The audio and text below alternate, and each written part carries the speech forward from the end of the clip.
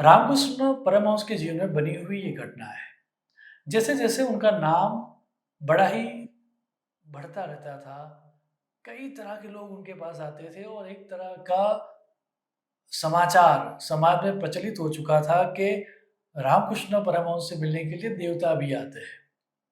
तो एक व्यक्ति, एक बड़ा सेठ एक दिन उनसे मिलने आता है और सत्संग के बाद पूछता है कि महाराज, मैंने सुना है कि आपसे मिलने के लिए कई बार देवता लोग भी आते हैं, क्या ये सच है? तो रामकृष्ण ने कहा कि हाँ, सच है।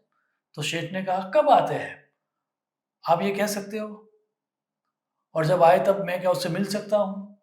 तो रामकृष्ण ने कहा कि हाँ, बता दो, तुम्हें कब मिलना है, तुम्हें मिला देंगे।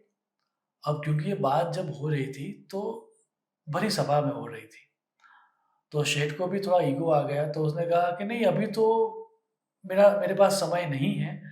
आप ऐसा कीजिए, कल या परसों मेरे पास समय है, जब भी देवता यहाँ पर आए, आप उनको मेरे पास भेज देना, ये मेरा एड्रेस है। ऐसा कह के रामकृष्ण को उन्होंने एड्रेस दिया। रामकृष्ण ने देख के कहा कि ये तो शायद आपके घर का एड्रेस है, क्यों? अचानक सेठ ने कहा कि हाँ, हाँ, ये मेरे घर का एड्रेस है, लेकिन कभी-कभार मैं ऑफ़िस में भी होता हूँ, दुकान पर भी होता हूँ, तो ये लीजिए मेरी दुकान का एड्रेस।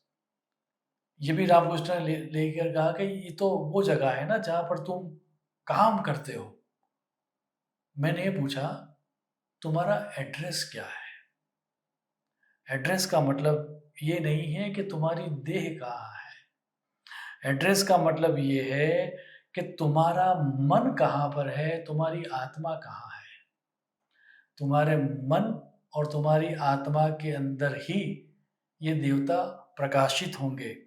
और याद रहे, तुम्हें यदि अपने मन को कंट्रोल करके आत्मा तक पहुँचने का एड्रेस मिल गया, तो फिर देवताओं के लिए तुम्हें वेट करने की ज़रूरत नहीं है।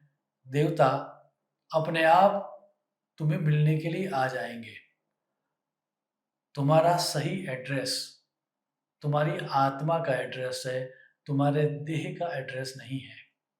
हम सब हमारे एड्रेस को प्राप्त कर पाएँ, ताकि देवता लोग हमसे मिलने स्वयं आए, ऐसी ईश्वर को प्रार्थना करके मेरी वाणी को विराम दूँगा।